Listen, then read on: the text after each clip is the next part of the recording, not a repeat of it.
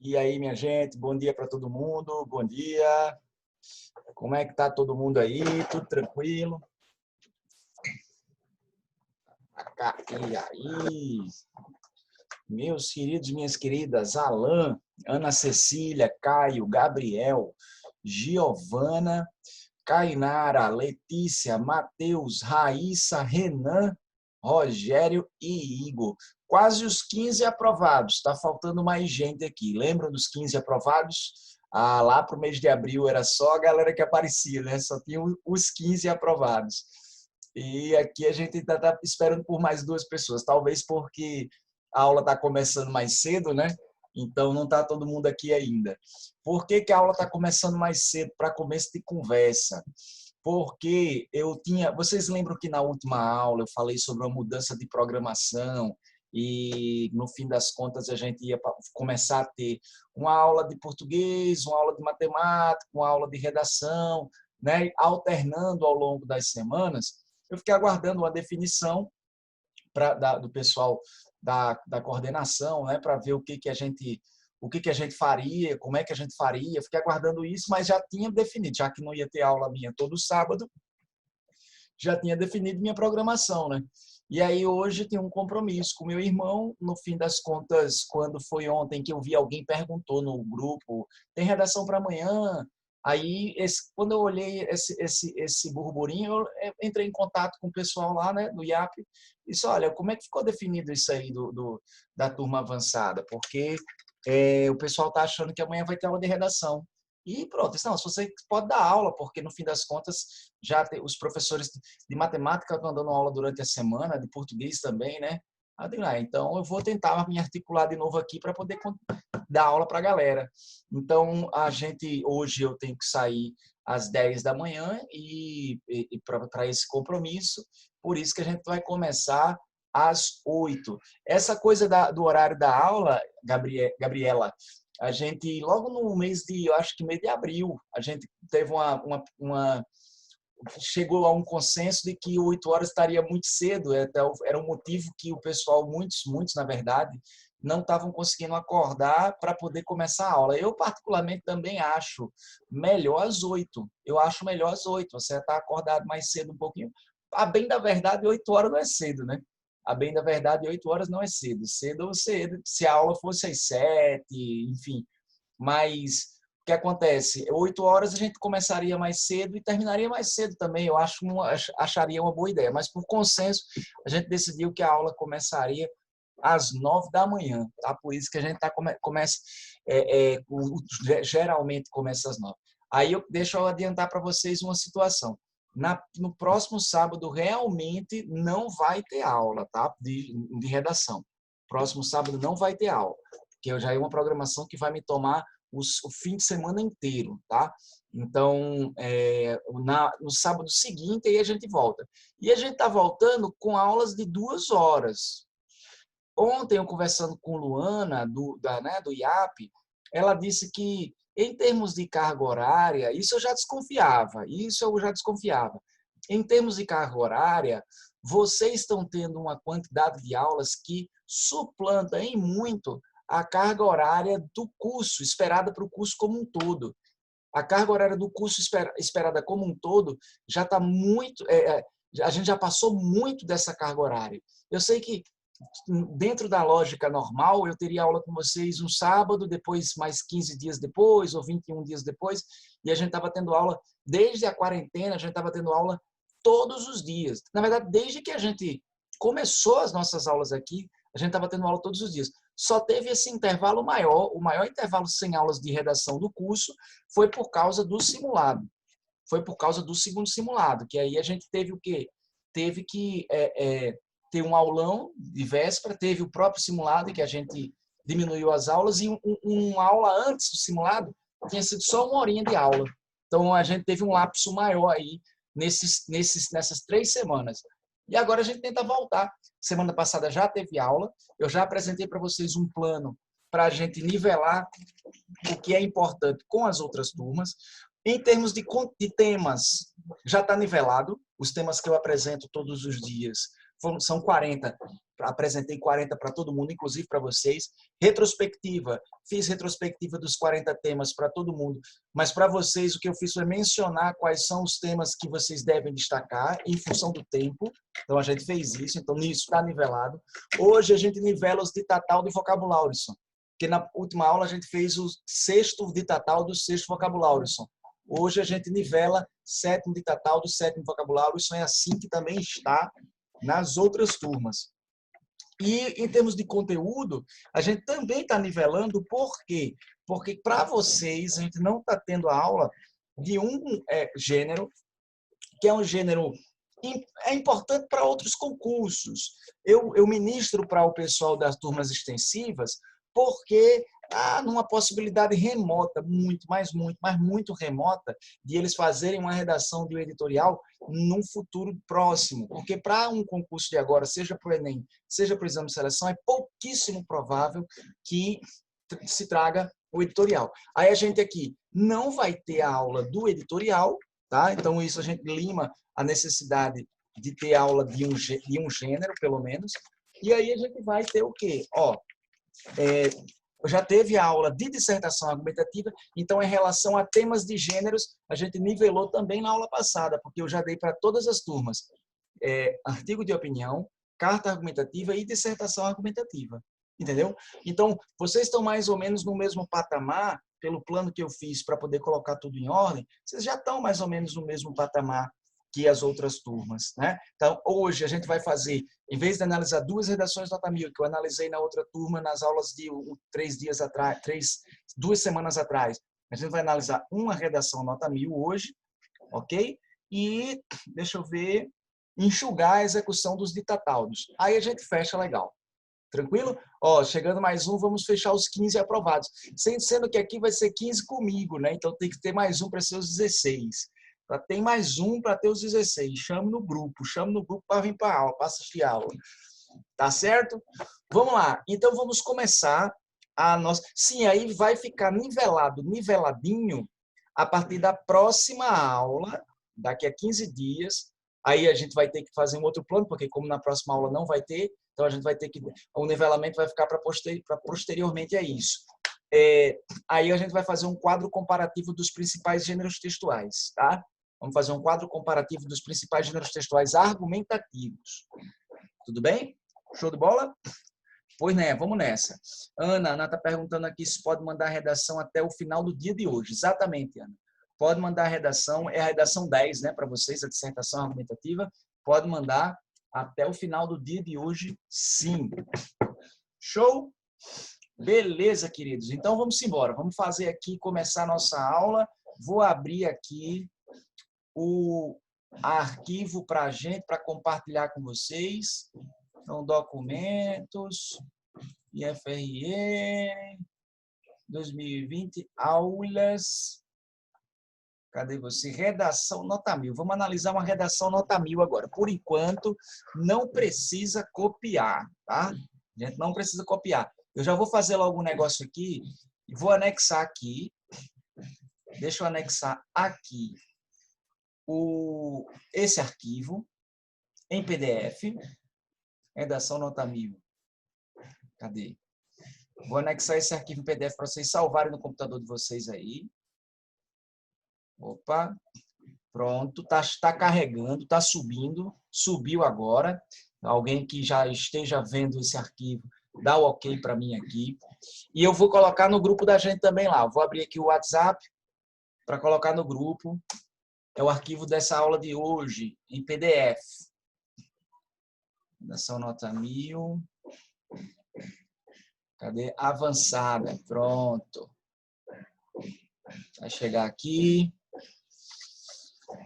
Pronto. Enviei aqui, ó. Enviei agorinha. Agorinha mesmo. Show de bola? O iPhone se revoltou. Deixou Camila. Cadê? Cadê? Eu não tô vendo. Não acredito nisso, meu. iPhone de Camila, é? É mesmo, né, meu? É mesmo, o iPhone veio sozinho para a sala. Pode crer, Renan. Rapaz, os objetos estão ganhando vida, viu? Era E iPhone aí, de... Tatá? E aí, tudo tranca, tudo tranquilo, tudo É sussa. o Igor. É porque eu já vim pra loja do meu pai, aí eu tô usando o celular dele. É Igor, tá vendo? Ó, Camila, E eu não... coitada. É, Nem ela, nem o iPhone dela, é o iPhone de Igor. meu Rapaz. não, do meu pai ainda. Do pai dele, ainda mais. Os bichos dos telefones estão doidos, meu. Estão tomando a dianteira do negócio, do processo. Dá medo, ó, mano. Deixa eu ver, botar logo o meu aqui. Não vou tirar nem do carregador para poder o bicho não sair correndo pela casa, tá ligado? É muito louco, meu. Não, meu irmão, tá por fora. Ó, vamos aqui. Deixa eu compartilhar com você. Sim, botei lá no grupo do WhatsApp o arquivo, viu? No grupo do WhatsApp tá esse arquivo em PDF do que a gente vai usar da aula de hoje. E aqui já no chat eu também compartilhei. E agora resta-nos compartilhá-los. Cadê? Compartilhar-los e los aqui. Pronto. Show. Garantido. Também tá um batideiro hoje aqui. Tiraram sábado para fazer obra. Estão quase derrubando o prédio aqui. Tá aqui, meus queridos, minhas queridas. Vamos começar a nossa aula de hoje. Então, sua escola está aqui, a escola que você vai estudar no ano que vem. Começou a psicopatia já. Pronto. Eita. Sim, pois é, quando vai entrar, é quando entra, exatamente. Corações aparecendo, olha que coisa linda, meu irmão, que coisa linda. Vai lá, faz tua arte, faz a tua arte, é isso. Tudo que tiver dentro do teu coração, tudo aquilo que te sufoca, tudo aquilo que te oprime, toda a maravilha que também você possa ter, descarrega agora nessa tela com toda a tinta do teu amor, a tinta daquilo que é a tua paz, a tinta do teu espírito. Isso, esse espírito que está aí me aparecendo perturbado agora na tela, como se de fato houvesse, meu Deus, olha que coisa, Jesus Cristo, lindo, lindo, maravilha. Tem muitas coisas aleatórias aparecendo neste momento na tela. Dá para vender por 1 milhão isso aí já. Essa aqui, 1 milhão é pouco, filho. Ó, tanto que eu parei agora aqui, ó, ficou com o meu nome aqui em cima na frente. Vamos agora para a... Deixa eu... Opa, não. Agora sim. Vou fazer aqui o recorte da obra. O recorte da obra. E vou colocar à disposição daqueles que não estão participando no WhatsApp. Pronto. Foi para o WhatsApp, caiu no mundo, caiu, agora vai ter vida própria. Pronto, ó. Tá? Muito lindo. Parabéns, psicopatinhas, pela obra de vocês. Deixa eu agora fazer só uma coisa. Vou pedir licença para vocês para poder limpar, nem limpar, a palavra limpar não pode servir para poder usar numa obra como essa. Só para desconstruir a obra. Pronto. Para desconstruir a obra. Agora sim. Vamos seguindo então, agora, depois que todo o furor foi despejado na tela, né? Depois de todo o furor de vocês, todo o ódio, toda a raiva, todo o rancor e todo o amor também, porque apareceram alguns corações, vamos embora agora. O que é que nós temos? Vamos fazer análise de uma redação nota 1000. Depois da análise dessa redação nota 1000, a gente vai para o nosso vocabulário número 7, de Tatal do número 7. Se a análise for objetiva, a gente pode tentar analisar as duas, tudo bem? Mas, no geral, a gente quer ter um pouco mais de cuidado na hora de fazer a análise, por isso vamos sem pressa. Show? Vamos lá. Só tem um microfone. Pronto. Vamos nessa. O que é que temos aqui, ó? Redação nota 1000. Quem é a primeira redação que a gente vai analisar? É essa aqui. O tema. O tema foi o tema do Enem do ano passado. O Enem é sempre o concurso de referência, porque é muito fácil, é muito simples ter acesso a essas redações. Se vocês quiserem treinar analisando textos que foram bem avaliados, minha gente, é só procurar no Google, redação nota 1000 Enem. Vai aparecer uma ruma. Todo ano, alguns blogs, alguns jornais pegam esses exemplares de redação nota 1000 para poder disponibilizar. Tem professor que faz comentário da redação, essa coisa toda. É maravilhoso, porque você treina pela redação dos colegas. Inclusive aqui, além da redação, a gente vai ver 10 comentários, por isso que talvez não dê tempo de ver a segunda. A gente vai ver 10 comentários de pessoas que tiraram nota 1000. O que para elas foi importante para elas conseguirem alcançar a nota 1000 na redação que fizeram. Tudo bem? Então, a gente vai analisar a redação no primeiro momento, vai fazer a leitura desses comentários no segundo momento, antes de ir para a ditatal de vocabulários. Então, o tema do ano passado, democratização do acesso ao cinema no Brasil. Só um detalhe antes, é uma pena que o IFRN não faça isso, não disponibilize as redações melhor avaliadas para que a gente possa ver, que a gente possa estudar por elas, para que a gente possa avaliar. Se vocês observarem, as redações que a gente analisa como nota 1000, e isso com certeza vai valer para as redações do IFRN, não são mirabolantes. Não são redações de outro planeta. Não são coisas que você nunca viu num texto. São recursos simples. São recursos corretos, logicamente. Existe toda uma técnica por trás. Sim, porque a pessoa treinou, a pessoa exercitou, ela tem conhecimento sobre aquele assunto também, sobre aquele tema. Mas não é nada mirabolante, é algo perfeitamente atingível, perfeitamente alcançável, tá? Perfeitamente alcançável. Então, é legal estudar pelas redações nota 1000 e é uma pena que o IFRN não disponibilize o acesso às redações nota 100, que seria ótimo para a gente saber o que se passa na cabeça dos professores. Eu sei, porque eu já faz muito tempo que eu corrijo redação para o IFRN e sei orientar vocês a fazer exatamente aquilo que é necessário para alcançar uma boa pontuação. Mas seria legal que todo mundo pudesse ter acesso a isso de uma forma direta, né? João Vitor fala aqui, eu vi um cara, pode botar sem ser no privado, viu, João Vitor? Quando você bota essas mensagens no privado, aí eu tenho que digitar alguma coisa aqui, eu tenho que sempre estar mudando o indicador aqui. Eu vi um cara que tirou nota 1000, mas ele só fez a introdução e a conclusão no rascunho. O resto foi direto na folha oficial. Prática, viu? Prática, prática, prática. Não tem outra. É prática mesmo, porque no fim das contas tem muito concurso que são feitos aí pelo Brasil que o tempo que a galera tem para fazer as questões é muito curto. Então, tem concurso que o cara tem que fazer, tipo, em 4 horas, 120 questões de várias disciplinas, dos níveis de dificuldade mais complexos que vocês imaginarem.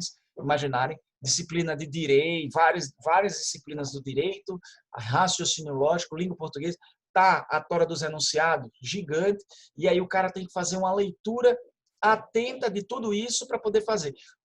A relação de tempo que a pessoa tem que ter para cada questão é menos de 2 minutos que a pessoa tem que gastar em cada questão para poder dar tempo de fazer a prova como um todo e ainda ir para a redação. Né? Então, é esse o esquema. Você tem, nessa situação de fazer uma prova como essa, o cara tem que fazer direto. João Vitor está pedindo aqui, está solicitando alguma coisa, um controle da tela também, compartilhar a tela. Você está fazendo isso aí, ou João Vitor? Está sendo involuntário aqui? Está aparecendo para mim aqui uma solicitação de que você está requerendo um controle de tela. Sem querer, né? Não, sem problema, sem problema. A redação que Rogério, a redação que até hoje, galera, alguém pode dar um auxílio, porque eu não me lembro aqui, o auxílio para Rogério. Obrigado, Raíssa, show de bola, 22 e 23. 22 e 23. Eu sei que é uma dissertação argumentativa, fala sobre futebol, mas dá uma conferida lá, módulo 2. Isso. Exato. Entendi, João, show de bola, beleza. Vamos lá, então vamos seguindo o tema democratização do acesso ao cinema no Brasil. Se fosse esse tema, gente, você gostaria? Você acha que teria? Quem é que acha que teria aí informação legal para poder falar, para poder tratar? Se o tema da redação fosse esse. Gostaria ou não gostaria? O que você me diz? Isabel deu um não sonoro aqui, né? Isabel não gostaria. Kainara foi até um pouco mais sutil. Deus me livre. Ok. Uma coisa mais desesperadora, né, Kainara? Entendi perfeitamente. Vamos confessar que não é um tema muito específico, né? É um tema muito... Deus me livre, Deus é mais, não gostaria. Pronto, ninguém gostaria. Então, você está renegado, viu, tema? Democratização do acesso ao cinema no Brasil. Foi quase demonização. Gente, é um tema que, convenhamos, né? Não está assim, não é um tema tão... É muito específico, É relevante? É um tema que, de fato, traz uma possibilidade de abordagem crítica, claro, obviamente. Quando você lê esse tema, você pensa no fato de que muitas pessoas no Brasil não sabem o que é uma sala de cinema. Quem é que tem condições de saber o que é um cinema, de estar no cinema, assistir a filmes? Quem mora em capitais, né? Ou cidades grandes, porque tem um lugar, Mossoró, por exemplo, tem cinema. Então, quem mora em cidades grandes, em centros urbanos, ou relativamente grandes, e quem tem condições econômicas para poder tirar do bolso para poder assistir um filme. Porque, enquanto que para a classe média, né, é uma coisa simples, tirar uma grana do bolso para poder ir assistir a um filme, talvez até toda semana, para muita gente no Brasil, isso não é uma coisa viável. É impraticável. É impraticável para muita gente no Brasil tirar um dinheiro do bolso para poder ir ao cinema. Tanto pelo fato de que é um entretenimento caro, porque é um entretenimento caro, como pelo fato de que os lugares de acesso a esse tipo de entretenimento estão associados a lugares exclusivistas, né?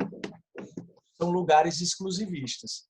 São lugares que, no fim das contas, são voltados para o consumo, são voltados para o consumo de uma maneira geral. E, de certa forma, isso desencoraja a pessoa que não tem condição de frequentar, de ir, coisa do tipo, né? Então, não há um acesso pleno das pessoas, dos cidadãos, do conjunto dos cidadãos ao cinema no Brasil. E o Enem trouxe essa perspectiva para o tema. Veja que ele acabou não indo para um tema muito polêmico, não é polêmico, né? Porque a gente tem o Enem já tratando de outros temas um pouco mais espinhosos, como, por exemplo, a intolerância religiosa, já é um tema mais espinhoso, já pega num assunto, quando fala de religião, aí já bate de frente com conservadores, quando se tenta falar da necessidade de transmitir para as pessoas, principalmente que professam religiões de matriz africana, a possibilidade de ter o seu direito ao culto, aí os conservadores cristãos já ficam de orelha em pé e já começam a chiar. Então, é um tema espinhoso. Já aqui, não. Né? Aqui a gente não tem muita polêmica. Igor falou aqui uma coisa interessante. Igor, né? Se tiver contexto motivador lá, acho que vai. Foi o que fez um garoto no ano retrasado, da turma da manhã, que quando foi fazer a prova sobre a Amazônia, não imigrantes e refugiados. Ele foi fazer a prova sobre os imigrantes e refugiados. Ele não tinha muito conhecimento de causa sobre o tema e ele fez unicamente baseado nos textos e tirou 75. Tá? É o que eu digo. Você pode tirar uma nota boa com um texto feito tão somente a partir do caderno de textos, mas você nunca tem, aí você diminui muito a possibilidade de tirar uma nota diferenciada. Porque 75, embora seja uma nota boa, não é uma nota diferenciada. 75 já foi uma nota competitiva. Tanto que antigamente eu dizia para a galera, vamos nos esforçar para o mínimo ser 70. Hoje eu digo, vamos nos esforçar para o mínimo ser 80. Por quê? Porque 70 não é ruim. 70 é bom, mas não coloca você, não eleva você a um nível de concorrência, não eleva você a um nível de competitividade. 70 não é uma nota competitiva. Competitiva é uma nota que vai de 80 para cima. Entendeu? Quer dizer que você, se tirar 70, você vai ser reprovado? Não exatamente não. Nunca. Você pode passar com 70, você pode passar com 60. Já vi gente passando por 50. Nos primórdios, eu já vi gente passando no IFRN zerando redação. Mas aí era uma situação de concorrência muito menor e aí era uma situação de nível de concorrência dos participantes também menor. Hoje o nível dos participantes melhorou, a quantidade de concorrentes melhorou e a gente não pode mais dizer que passa no IF uma pessoa que zera uma redação, porque a redação ela não é eliminatória, a redação é classificatória, tá? A redação é classificatória. Então, o que você não pode é zerar português ou zerar matemática, que aí você é desclassificado. Então, o edital do IFRN chega nesse ponto.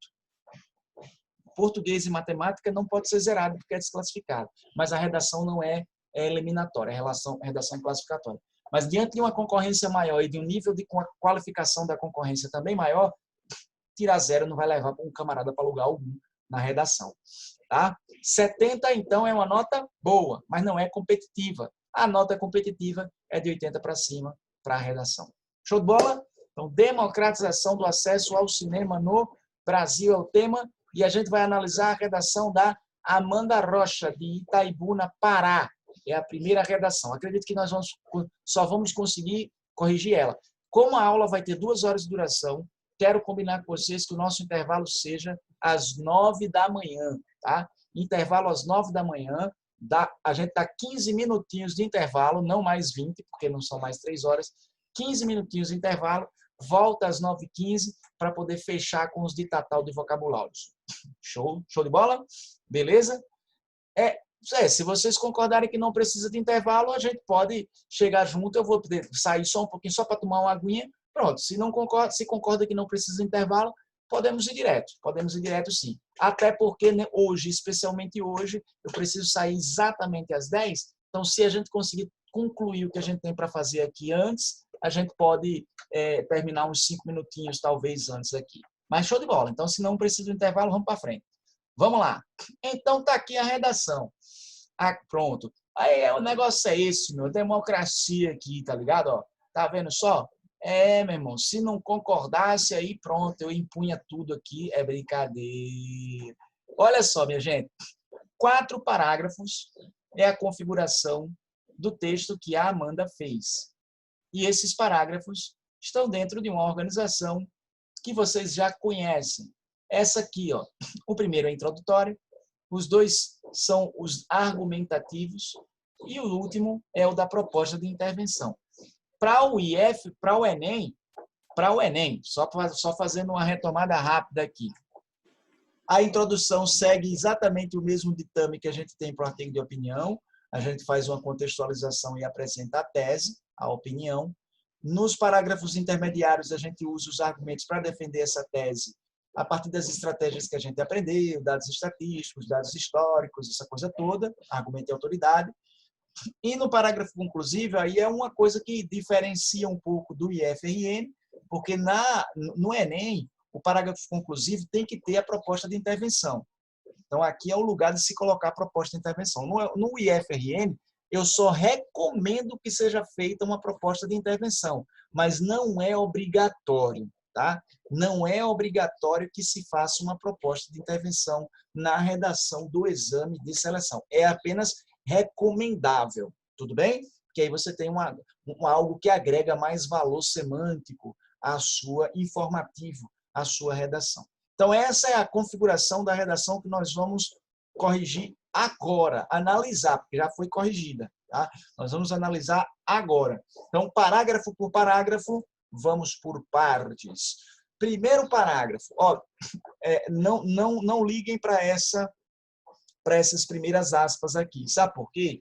Porque isso aqui foi tirado do site do G1. Aí eles colocaram aspas no início e colocaram essas aspas no final do texto. Tá vendo aí, ó? Essas aspas e essas aspas. Então, não nos preocupemos com elas, porque são apenas um recurso usado pelo G1 para indicar que aquele texto não foi produzido pela redação, não foi produzido pelos jornalistas de lá. Tudo bem? É textos de terceiros. E vamos a ele, que é o texto da Amanda. A construção dos feudos. Gente, falou em feudo, a gente já desconfia que essa contextualização vai ter um viés o quê? Que tipo de informação, muito possivelmente, a Amanda vai usar no seu texto para contextualizar? A natureza dessa informação. O que vocês me dizem?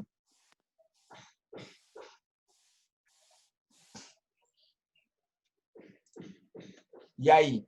Histórico, exatamente, Renan. Exatamente. Informação histórica. Igor, quer falar alguma coisa? Tá, só uma coisa, no IF, que não precisa fazer a proposta de intervenção, mas quando Sim. você faz, eles corrigem modelo Enem, tipo, você tem que colocar 5, o que, quem. Exatamente. Exatamente isso, Igor. As características que eles esperam de uma boa proposta de intervenção são as mesmas que estão nas competências do Enem.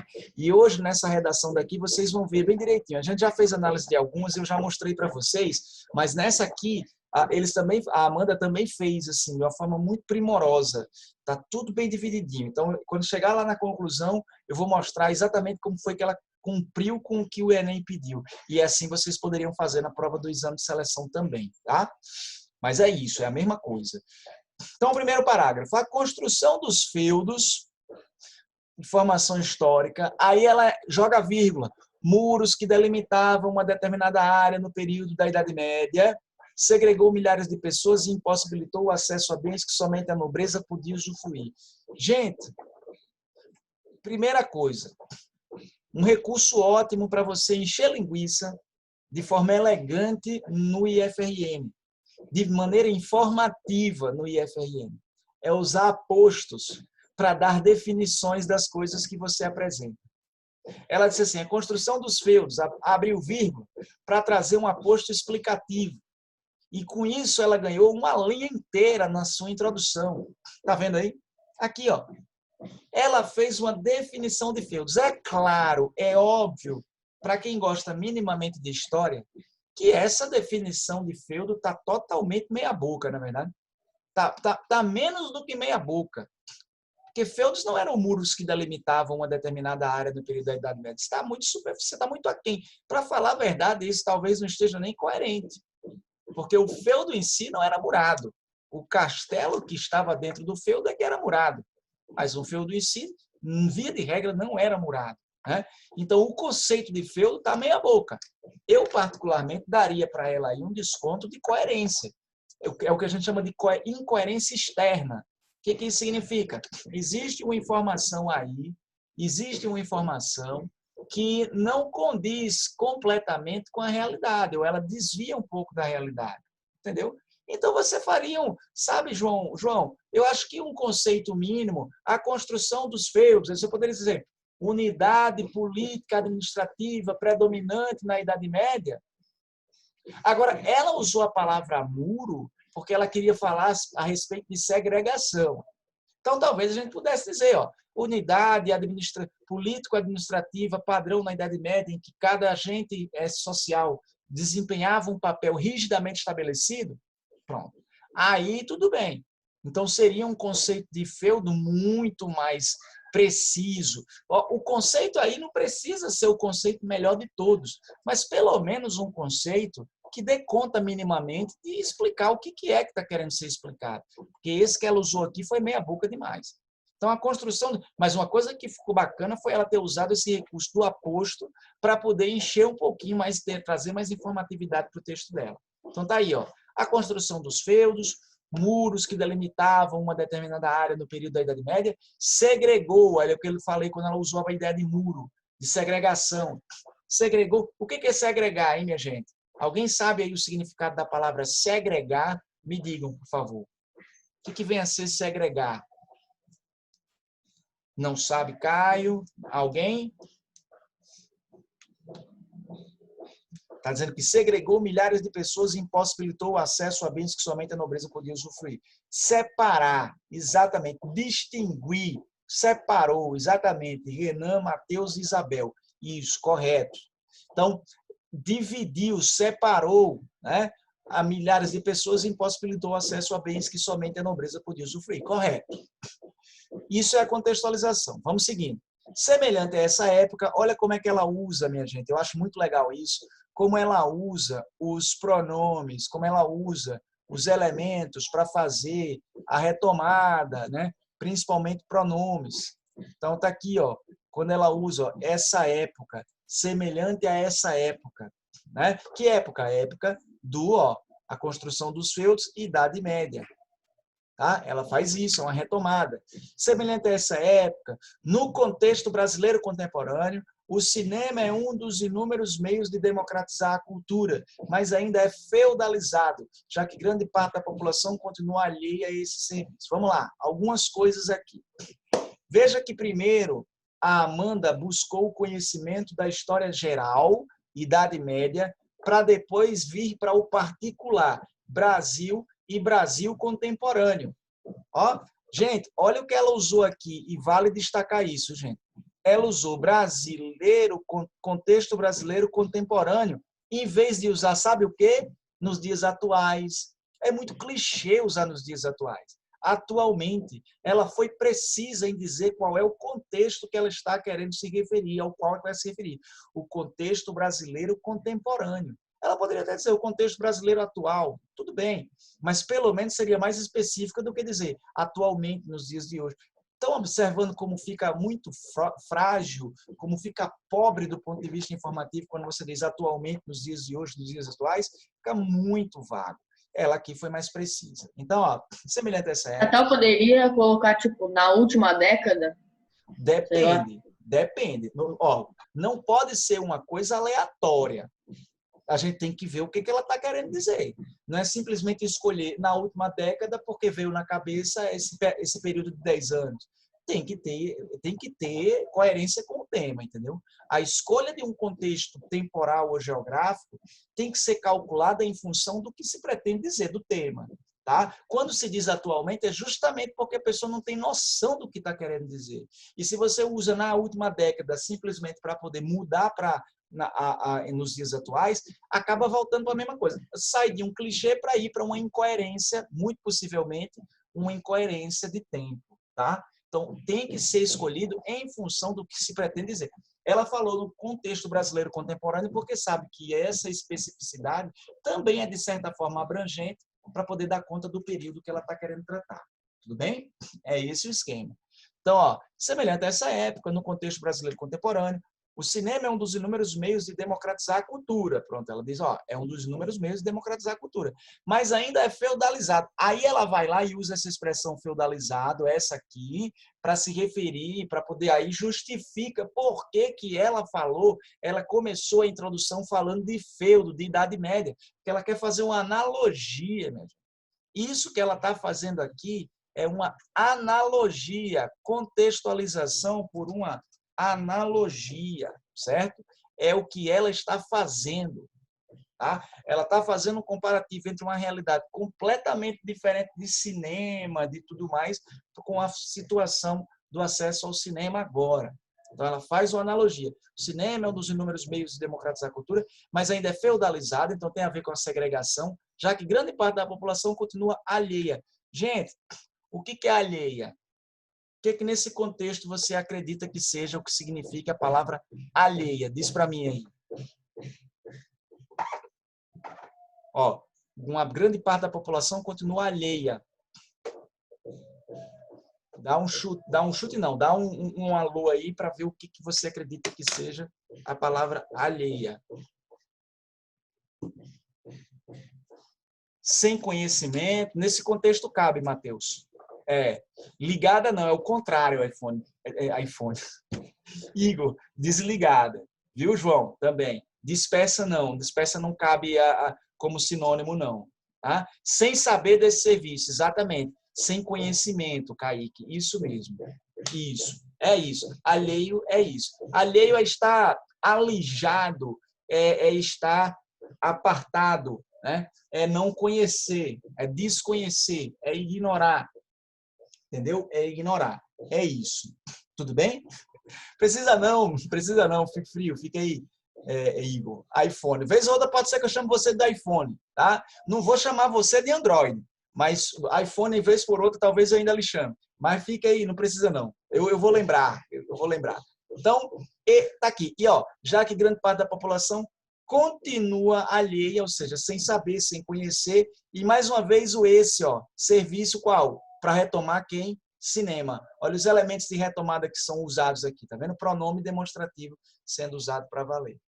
Deu para compreender essa primeira contextualização, gente? Ela usou a parte da analogia, da referência histórica para fazer uma analogia, aí depois ela foi lá para poder concretizar essa analogia, dizendo que o cinema ele é feudalizado, o cinema brasileiro é feudalizado. E ela fez, o fluxo da informação dela foi assim, do mais geral, histórico e geográfico, para o mais particular, né? De Europa medieval para Brasil contemporâneo. Tudo bem? Ela fez um funil com o tema, com a delimitação do tema dela. Aí vamos lá, na sequência. Então, tanto a concentração de salas de teledramaturgia em regiões mais desenvolvidas economicamente, quanto os exorbitantes preços dos ingressos e alimentos vendidos com exclusividade pela empresa proprietária, mutilam a cidadania e consagram importantes simbologias de poder. Sabe o que ela acabou de fazer aqui, meus queridos e minhas queridas? Vou colocar até com uma outra coisinha aqui. Ela apresentou, ó, a concentração de salas de teledramaturgia em regiões mais desenvolvidas economicamente e os exorbitantes preços dos ingressos e alimentos vendidos com exclusividade pela empresa proprietária. Isso aqui são os argumentos. Este aqui é o argumento número 1. Já está aqui. E este aqui é o argumento número 2. Tá? Ela fez uma apresentação, uma enumeração dos argumentos que vai usar para defender seu ponto de vista. Ela diz que o cinema é feudalizado e diz por que o cinema é feudalizado. Porque existe uma concentração das salas de cinema em regiões mais desenvolvidas economicamente e porque os preços dos ingressos e dos alimentos são exorbitantes. O que é o preço exorbitante do alimento, minha gente? O que significa exorbitante aí, me digam? Ela está usando um vocabulário que você poderia até dizer assim, um vocabulário mais rebuscado. Exatamente, Igor. Alto, exagerado. Exatamente, João Vitor. Muito alto, Matheus. Perfeito. Mas não é um vocabulário rebuscado, não. São palavras até que são recorrentes, viu, gente? São palavras até recorrentes. Diga aí, Igor, meu querido. Pode falar. O Tata, meu primo, ele fez essa redação no passado do Enem, né? Aí Legal. ele não pode, tipo, colocar coisa quem é você, onde você mora, não é? Não. Aí ele falou que usou no argumento dele, porque meu primo mora em Goiânia, né? Aí ele falou que lá em Goiânia tinha um cinema no centro da cidade que ele é gratuito. Aí Legal. ele usou... Aí poderia usar esse dado, porque ele não falou onde ele mora, falou só que tinha isso em Goiânia, né? Claro, pode sim. Inclusive, ele fez certo em dizer e não dizer onde mora. Porque quando você vai fazer uma redação, você não pode usar um exemplo de sua realidade cotidiana como se todos conhecessem a realidade cotidiana. Mas concorde comigo que um cinema gratuito no centro de uma grande cidade brasileira é algo que mais pessoas têm condições de saber. Então, se ele diz, como uma proposta, como ele se faz, precisamos ter ações tais como a Prefeitura de Goiânia, que disponibiliza salas de cinema gratuitas para pessoas de baixa renda. Pronto, aí ele usou uma informação que, embora seja uma informação de uma cidade que ele mora, ele não disse que é a cidade onde ele mora, né? Ele não falou isso, e outras pessoas têm condições de conhecer aquela realidade, entendeu? É esse o esquema aí. Tudo bem? Então, ele fez certo em não dizer o nome dele, nem onde mora, mas ele usou um exemplo que mais pessoas têm condições de saber. Show? Então, tá aqui, gente. O primeiro parágrafo foi mapeado. Deu para entender a lógica que ela usou aqui. Gostaram do primeiro parágrafo da Amanda? Ela tá sob controle, né? Ela fez um primeiro parágrafo muito, muito bem, obrigado. Ela fez de uma maneira muito proativa, objetiva, sem muitas repetições. Eu também achei, Kainara, muito bom o parágrafo dela. Com isso, a gente passa para o próximo parágrafo. Deixa eu coisar aqui. Opa, venham. Pronto. Passando para o próximo. Eita, tem que apagar aqui. Deixa eu apagar tudo. Tão bom apagar essas coisas. É bom escrever e apagar. É bom fazer e destruir, né? Você tá ligado que lá nos Estados Unidos tem salas que as pessoas alugam com coisas velhas para poder destruir, como se fosse terapia. O cara vai lá, aí recebe taco de beisebol, maçarico, para destruir coisas. São salas para destruir, para você extravasar a energia. Só que isso não funciona muito bem, sabia? Porque a raiva chama mais raiva, pô. Se você tá puto com uma coisa e quebra um negócio ali, não quer dizer que você resolveu sua bronca, não, assim. Você, de certa forma, fez explodir em você um instinto de raiva que, no fim das contas, alimenta mais raiva. A raiva se retroalimenta, né? É complicado. Então, eu acho que também é lógico, não dá para querer que, por exemplo, conheci uma pessoa antigamente que, quando eu levava uma topada, gente, concorda comigo?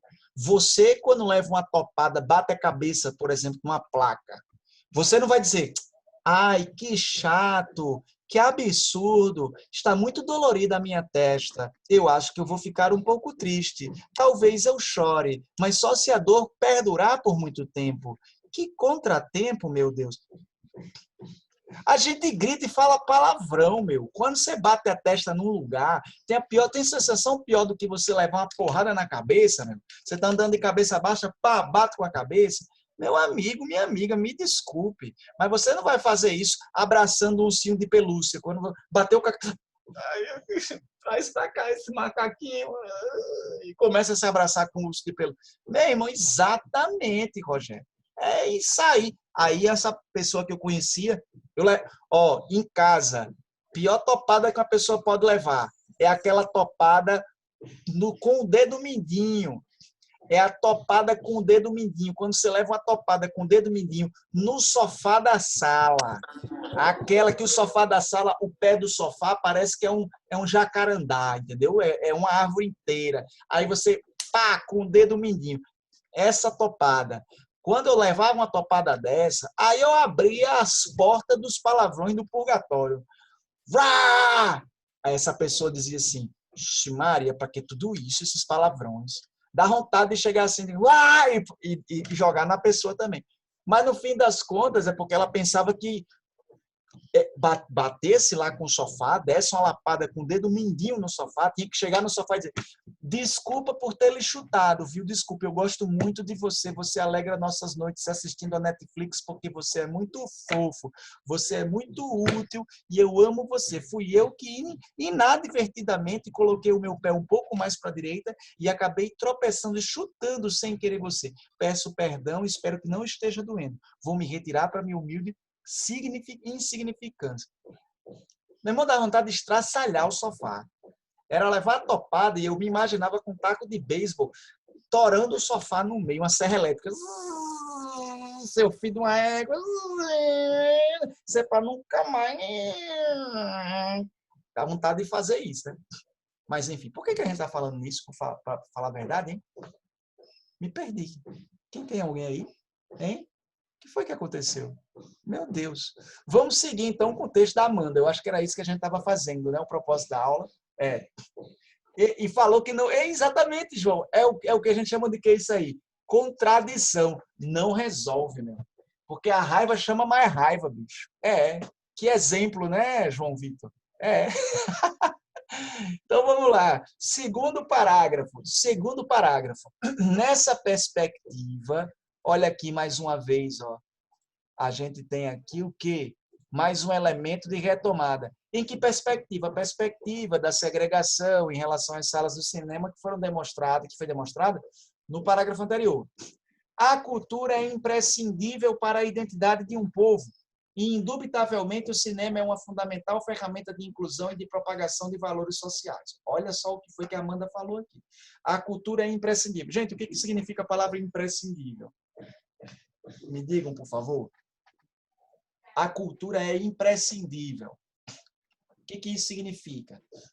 Essencial, perfeito. Chegou o Android aqui, agora tá a treta. Android chegou e aí o iPhone foi embora, voltou o Igor, né? O Android chegou, o Igor voltou. Pronto. Gente, então é isso. De extrema importância. Exatamente. Então, imprescindível é algo de extrema importância, algo que é necessário. Exato. Então, a cultura é necessária ou é muito importante para a identidade de um povo indubitavelmente. E aí, o que significa indubitavelmente? O que vocês me dizem? Deixa eu fazer aqui, ó, as palavras que a gente está usando aqui, ó, imprescindível e indubitavelmente. São um vocabulário mais rebuscadinho. Sem dúvidas. Isso, Renan. Sem dúvida. João Vitor, perfeito, sem questionamento.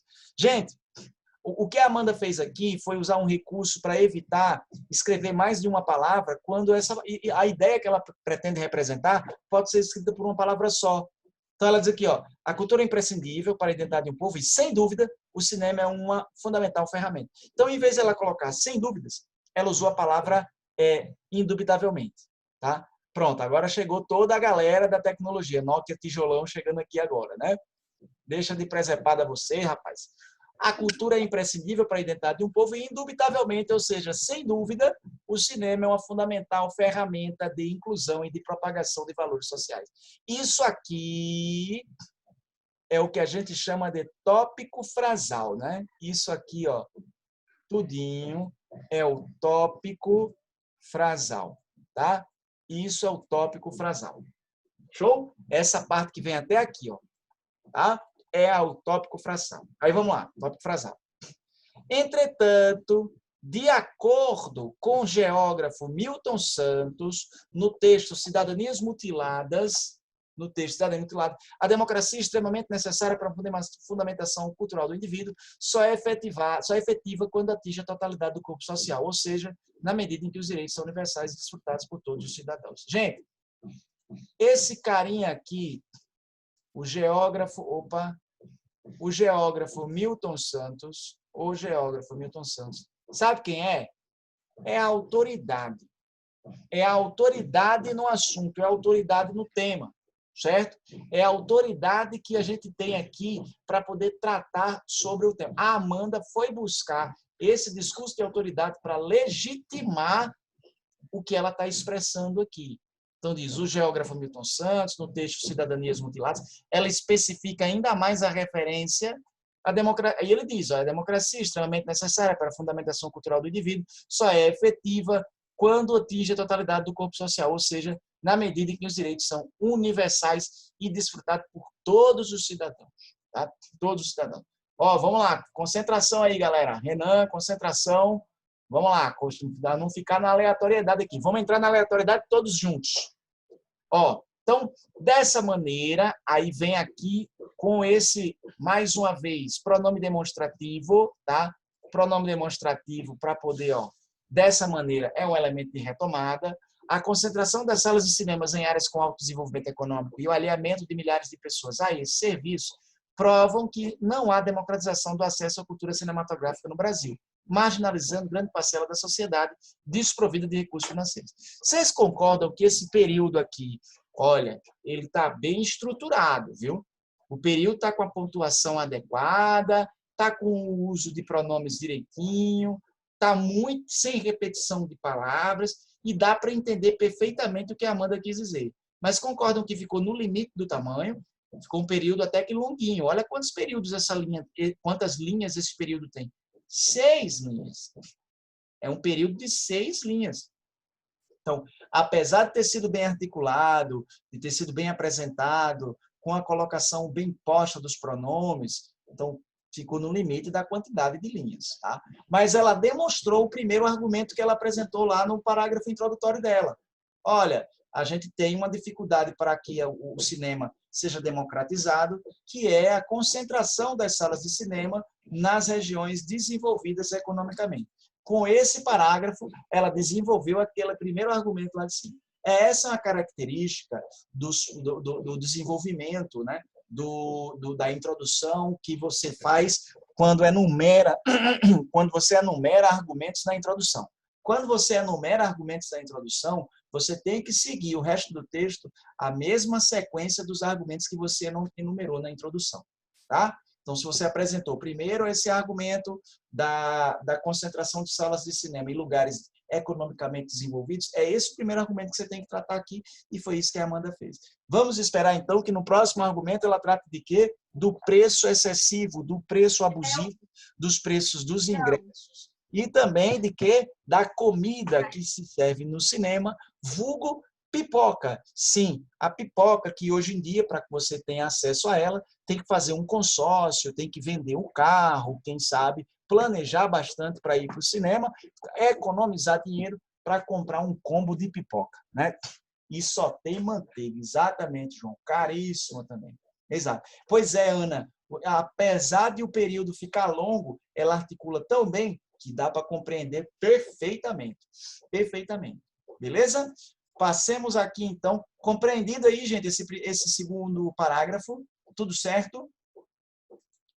Pois é, Raíssa, metade do preço do ingresso. Coca aqui e outra, só vende um balde de Coca-Cola, né? Só vende de balde. Não vende Coca-Cola assim. Eu quero uma pituquinha, eu quero copo menor. O copo menor é meio litro, pô. Que diabo é aquela? Vai tomar banho de refrigerante? Que bexiga é isso, né? Eu levo na Docelândia. Eu entro na Docelândia e saio arrastando lá alguns veneninhos. Eu entro na Docelândia e pá, nunca me barraram. Eu já vejo aqui, às vezes, a galera reclamando, dizendo que me barraram já, porque eu levei de casa. Tem uma menina que disse que levou um balde de pipoca de casa e barraram ela. Ela botou dentro da bolsa e entrou. Mas por que barra, né, mesmo? Não sabe que vai entrar de todo jeito? Não tem como, né? É. Pois é. Americanas é outro. Só que Americanas tem uma fila que dura o filme inteiro. Você vai na Docelândia, a Docelândia você ainda passa 5 minutos e sai de lá e come. Nas Americanas, você tem que pegar quando o outro filme anterior ainda está nos trailers.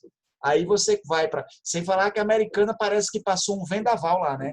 E quando você pensa que, não, é só as Americanas do Midway. Não, a Americana do Midway parece que existe um tornado dentro da loja o tempo inteiro. Porque quando você olha ali, tem aqui os shampoos, aí quando você mexe um pouquinho tem uma calcinha lá, né? Aí você vai lá, os DVD, aí quando vê tem um chocolate comido lá dentro, um chocolate mordido. Bexiga é isso. A galera, somos ali dentro das Americanas, isso tanto tem os indivíduos que são os encarnados e deve ter os desencarnados lá também, viu? Porque é uma revolução, pô. Na verdade, no dia em que as Americanas tiver toda organizada, aí o gerente decreta a emergência, fecha as portas e manda para os funcionários, bota tudo para o chão. E os funcionários saem lá. Agora podemos abrir a loja. Aí tudo bagunçado, né? E é um padrão Americanas. Eu fui isso aqui numa que abriu aqui pertinho, aqui perto de casa, e é exatamente a mesma coisa. É uma bagunça gigantesca. É uma bagunça gigante. Tem esquisito aqui shopping. Qual shopping? No Midway? Se tiver um paraíso na Terra, meu, porque tá um negócio que eu gosto da tal da esquisita. Ixi, Maria, agora eu tô feito. Eu já gostava do Via Direto, eu já entrava lá. A esquisita é uma loja que nem um Nordestão. Eu já entro assim, girando e olhando. Meu Deus. Olhando pro caderno, um fichário assim. É desse jeito, eu entro assim. Eu também não sabia, não. Não sabia que tinha esquisita lá no meio aí, não. Ó, olha só, e tá os esquisitólatras aqui também, que gostam da esquisita, tá vendo? Vamos para frente. Segundo parágrafo argumentativo, que é o terceiro parágrafo do texto, diz o seguinte: outro sim. Blog do BG faz tempo. Mas como é que pode? O Midway abriu agora. O Midway reabriu agora. Então foi na quarentena. Né? Vai não, Isabel, vai ser direto, até às 10 horas, viu? Até as direto. Eu faz muito tempo também. Não sei nem como é que é lá dentro. Acho que Professor, Oi. você sabe que a Centauro ela tava em construção agora, né? Sim, tava em reforma. Antes dela entrar em reforma, só sabia que tinha ruma de tênis, camisa vendendo R$ 20, coisa super barata. Sabia não, meu irmão. Jura, cara. Quando eu fui descobrir, era no último dia, já tinha acabado. Só tinha rebarba, né, meu? Meu Igor, sacanagem, não acredito, bicho. Igual no final da Páscoa, que é só aqueles ovos quebrados. Quebrado e mastigado, né? E jogado na água. Meu Deus do céu. Não, se fosse se eu soubesse disso na Centauro, que a Centauro vende, pô, só com tênis massa, né, e tudo mais. Se eu chegasse lá, ó, eu quero um tênis para mim, a mulher dissesse, só tem feminino agora, eu não quero saber não, vem aqui para aproveitar a promoção. Me dê aquele rosa choque ali, neon, radioativo, eu quero ele. Dá quanto? R$ 10, aí eu quero 2. Mesmo que chegasse em casa e jogasse fora. Mas para poder dizer para o mundo, menino, comprei um tênis na Centauro, 20 conto da Nike, mano. Se nem que for. Eu não quero saber, eu quero é o sapato, né? Não quer... Uma vez eu comprei um sapato na loja lá na Cidade Alta, que era um sapato, sapataria de rua. Cidade Alta é comércio velho de guerra, comércio raiz, né? Aí eles pegaram os sapatos da promoção e botaram numa lona no meio da rua e jogaram o sapato em cima, ficou aquela montanha de sapato. Aí a promoção era a seguinte: se você achar o par, você leva por 20 conto. Eu digo, vamos lá, né? Não estar fazendo nada aqui. Eu fui em busca de promoção. Aí achei o primeiro par, um sapatênis bonito, rapaz, deu certo. Sapatênis bom, sapatênis muito legal. O outro já botou até a prova aqui. Eu gosto disso, argumento com prova. Argumento. Via direta faz tempo, João. Eu Vitor. Eu sou um esquisitólatra, rapaz. Eu conheço a loja da Esquisita tudo. O do Via Direta, a única que eu não fui ainda foi lá na João Medeiros Filho. Mas a do Via Direta já faz tempo. Eu sou cliente antigo da do Via Direta. Aí o que acontece? Quando peguei o segundo sapato, vinta, bonitinho, preto, pois esse sapato quase que me aleja. Quase me aleja. Eu usava o sapato, dava dor no joelho. Eu digo, que diabo é isso? Demorou para eu perceber que era o sapato me alejando. Eu digo, meu Deus, gastei R$ 20 do nada. Podia ter gastado esses R$ 20 rasgando, jogando para cima. Ia ficando aleijado por causa do sapato. Aí foi quando eu descobri que vale a pena você investir um pouquinho mais para comprar sapato ou tênis, porque não vale a pena barato e o cara ficar aleijado, né? Pois é isso. Aí eu fui depois comprar um tênis aqui para correr. Meu amigo, o tênis é escroto. Faz tempo que eu tenho ele. Ah, tá aqui ele. O bicho é invocado. Você bota o bicho no pé, aí o ar entra por aqui e você sente ventilando os seus pés, meu. Dissipador de chulé. O vento entra pela gradezinha aqui e ventila os pés. Ó, não tem chulé, meu. E é da cor, combina mais com, ó, eu vou correr com esse fone na próxima vez. A mesma cor, meu. É muito pau.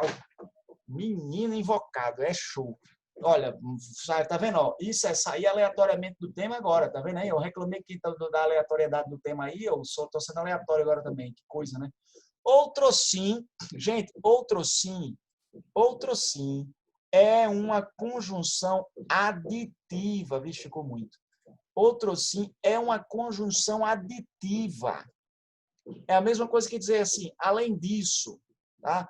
Além disso, ela usa um vocabulário que é um vocabulário, apesar de não ser erudito, é um vocabulário um pouquinho diferenciado, um pouquinho, porque algumas palavras são recorrentes, mas ela não usa o simplão, né? Ela não usa o simplão.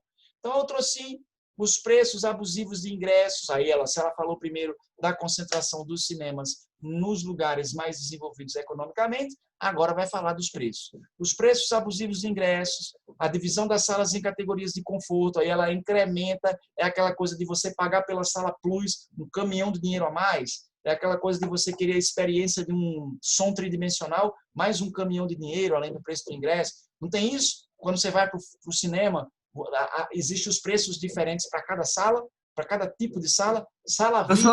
Oi. Quando eu fui lá em São Paulo, eu fui assistir a Annabelle, eu acho que foi assistir. Sim. Aí tava lá, aí tinha lá a promoção. Era R$ 40, a gente foi assistir na sala Kickbox, sei lá. Sim. Aí, beleza, legal, massa que só.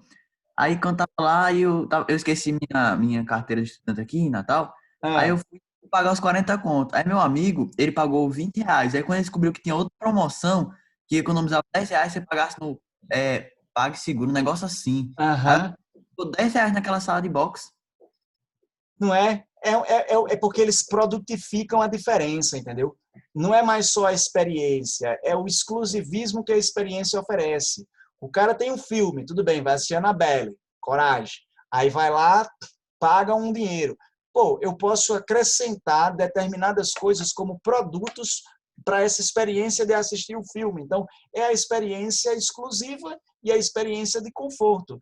Tem cinema que é pouquíssimas pessoas, a sala VIP, com uma mesinha no meio e com atendimento permanente de garçons, acontece, é a sala VIP. Aí tem a sala com esse som tridimensional, tem a sala com a imagem tridimensional, tem as salas com... Porra, tem uma sala que um camarada falou, um aluno de outra turma, que tem cama, pô. Tem cama. Bicho, sinceramente, se eu for para um cinema que tem cama, ele se transforma no meu quarto com tela grande. E o que eu vou pedir para o cara fazer? Desliga essa porra dessa televisão aí que eu quero dormir, meu. Se for acontecer, se um cinema com cama, me desculpe, pode ser glamuroso do jeito que for, mas é um quarto com uma tela grande. O que o cara vai fazer? Uma cama dentro do cinema, meu amigo. Não é não. Não é um negócio mesmo. Se você, a depender do filme, já dorme com aquela poltrona que inclina isso, ó, a poltrona do cinema até que é boa, mas tem umas poltronas, a poltrona de avião, que é mais complicado, mas tem poltrona que é isso aqui. Ela tá aqui, ó, aí vamos inclinar a poltrona? Ela faz isso. E você bota as pernas para cima, fica com a circulação ruim, tempo de ter uma trombose, e você dorme, ainda dorme do jeito desse. Né, com aquela zoada maior do mundo, com a galera passando na sua frente, pisando nos seus pés, você ainda dorme. Imagina botar uma cama, meu. Na hora que baixasse a luz, os meus olhos baixavam junto. E começasse o filme dizendo, vamos desligar essa porcaria aí, e aumenta um pouquinho esse ar-condicionado. Pronto, era o que eu ia fazer. Você chega lá, começa a tirar os sapatos, já traz até pijama na mochila. Totalmente, oxi, totalmente. Eu ia ficar escovando os dentes, procurando a pia no banheiro, escovando os dentes para voltar. É desse jeito. Mas é a produtificação das experiências. O cara paga um valor X para assistir a um filme, mas eu posso acrescentar uma coisa, um serviço, um mimo, um agrado, produtificar isso, precificar isso, e o cara paga, e paga. Porque o cara paga achando que ele vai ter uma exclusividade que outros não têm. É legal chegar e sair da sala e dizer assim, porra, fui assistir na sala VIP, ó. Né? E é uma coisa, e ele fica feliz muitas vezes, muitas pessoas são assim, ficam felizes porque ela teve a experiência de ir para uma sala VIP, uma experiência exclusiva, coisa que muita gente não tem. Então ela se sente contemplada no seu exclusivismo. Né?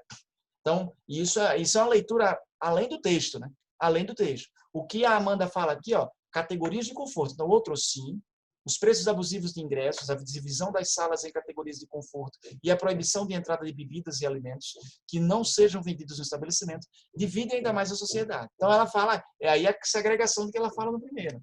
Né? Isso, exatamente, Igor. Vai lá, um mega story, né? Aí, ó, isso, aí vamos lá, ó, mais uma vez, tem um pronome demonstrativo aqui, pode ser explicado pelo teórico Pierre Bourdieu. O que é o Pierre Bourdieu? É mais um argumento de autoridade. Ó. É mais uma autoridade que ela vai tratar aqui. O qual é um pronome relativo, para retomar o Pierre Bourdieu. Opa, volta. Né? O qual afirma que todas as minúcias de um indivíduo constituem simbologias que, ó, mais um pronome relativo, são constantemente analisadas pelo corpo social, isto é, o poder de compra, as características pessoais e o acesso a bens e serviços refletem quem é o homem para outrem. Sabe o que foi que ela falou aqui? Isso que eu acabei de mencionar anteriormente. A gente é avaliado permanentemente, e sabendo disso, de forma inconsciente, a gente toma atitudes para poder a nossa avaliação ser boa perante os outros. A gente veste uma camisa não porque gosta da camisa, porque gosta de como os outros podem nos ver com aquela camisa. A mensagem que nós passamos com aquela camisa, a mensagem que nós transmitimos com nossa roupa, pelos nossos gestos, pelo que a gente come, por onde a gente visita, foto que a gente bota no Instagram. Aí, na verdade, o Instagram amplia isso. Não é uma palavra exibicionismo, não é o exibicionismo, mas essa característica de você apresentar-se para o outro é desde o início. Dizem que instintivamente a gente faz isso. É instintivo mostrar si mesmo como um certo, não na sociedade contemporânea capitalista como um produto, mas mostrar-se a si mesmo, fora da lógica capitalista, como alguém com quem pode-se ter uma boa experiência de proximidade, seja afetiva, seja uma experiência de proximidade com interesses econômicos, indo no grosso das sociedades mais primitivas, proteção, principalmente, ter proteção, aceitação, né? No instinto é isso. E, em se tratando de uma coisa mais freudiana, afetiva, sexual, inclusive, né? Em se tratando de uma análise mais freudiana. Então, é esse tipo de coisa que a gente vê, esse tipo que é a venda de nós mesmos, a imagem que nós temos para as outras pessoas, para que nós possamos ser vistos por essas outras pessoas, aceitos por essas outras pessoas, fazendo de nós mesmos a imagem que nós queremos, né? Quando nós fazemos isso, fazemos para que ser, de certa forma, aceitos pelas outras pessoas. É o que ela traz aqui com esse período do Bourdieu. Ela usa, mais uma vez, um período que é um pouco mais longo, que faz com que a gente tenha que voltar de novo à leitura do período para poder compreender um pouco melhor. Mas, em essência, é isso. Aí ela vem aqui com, dessa forma, mais uma vez, mais um elemento de retomada, o alto custo praticado pelas redes cinematográficas violenta simbolicamente aqueles que não conseguem contemplar as grandes telas e aumenta a desigualdade. Ela usou as grandes telas para não precisar repetir que palavra, minha gente. Qual foi a palavra que ela quis evitar a repetição quando ela usou aqui as grandes telas? O que vocês me dizem? Cinema. Exatamente. Cinema. Isabel, Android Rebelde, que eu já não sei mais nem quem é. Né? Então, é exatamente isso. Essas grandes telas não eram para testar entre aspas? Não, porque aqui é um sentido literal. E é uma coisa que é um recurso utilizado. Eu não me lembro o nome, gente. Eu não me lembro o nome, eu confesso. Mas quando você troca uma definição por uma característica, né? Quando você troca uma definição por uma característica. Então, não há aqui nada de subjetivo, sabe, João? Se houvesse subjetividade aqui, uma linguagem figurada, aí tudo bem. Mas não, aqui tá uma linguagem literal, tá? Show de bola? Terceiro parágrafo foi na mesma linha, né? Muito bem articulado, muito bem colocado, e a gente vai agora para a conclusão. É aqui, viu, Igor, que a gente vai ver como é que a conclusão do texto no Enem se comporta e como poderia ser no caso de uma proposta de intervenção lá no IF. Não é a coisa dessa parte da ortografia de hipônimos e hiperônimos, não. Puxa vida, é uma figura. É um recurso para evitar a repetição de palavras. Se eu lembrar aqui, eu digo para vocês. Tá? Oi, Ana. Bom dia. Ah, legal. É ela que chegou aqui, ó. Beleza. É Ana, né? Maravilha. Botei para dentro. Eu estava escutando uma batida aqui, que era a batida do martelo, que estão destruindo o prédio, mas também tem uma batida de porta e uma voz de mulher. Então era a Ana querendo entrar, eu identifiquei aqui ela e botei ela para dentro, tá? Pode pegar um lugar, viu, Ana? Pode sentar. Aqui, ó, na terceira fileira à esquerda tem uma cadeira vazia. Tem gente aí nessa cadeira? Tem não, né? Estão guardando lugar para ninguém, não. Não pode guardar lugar, viu, gente? Não pode guardar lugar. Então, Ana, pode sentar. Ó, terceira fileira à esquerda ali, ó. Do lado daquele telefone, é um iPhone ali. Pode sentar do lado daquele iPhone que dá certo, tá? Isso. O Android está atrás, eu já disse a ele, ó. Não, o Android tá sossegado. Pronto. Eles não se bicam muito não, mas você ficando por aí é só não conversar, tá? Pronto. Olha só, vamos para o quarto e último parágrafo. Portanto, aqui é basicão, né? Ó, basicão. Conjunção conclusiva, né? Conjunção conclusiva. Portanto, cabe... Olha como é o nome? Não, ó, Android, ó, deixa quieto aí. Olha que coordenação motora aqui legal, né? Ficou uma linha reta aqui. Portanto, cabe à iniciativa privada, em parceria com os estados e municípios. Gente, vamos lá. Vamos destrinchar aqui, vamos destrinchar essa proposta de intervenção. O que a proposta de intervenção precisa ter? Eu vou diminuir esse traço aqui para ficar mais fácil. Ó, cabe à iniciativa privada. Gente, isso aqui é, sabe o quê? Isso é o agente, tá? Toda proposta de intervenção tem que indicar qual é o agente que vai executar a ação proposta. Quem é? A iniciativa privada. Não só, mas não só. Olha quem mais. Em parceria com os o quê? Estados e municípios. Então, aqui nesse primeiro item, você tem os agentes que vão colocar em prática a proposta que será sugerida. Qual é a proposta? Qual é a ação? Esse é um segundo elemento. Vamos mudar a cor. A proposta é essa aqui, ó. Promover a interiorização das salas de teledramaturgia. Essa é a ação para ser executada. Essa é a proposta. Então, a proposta está aqui. É o segundo elemento.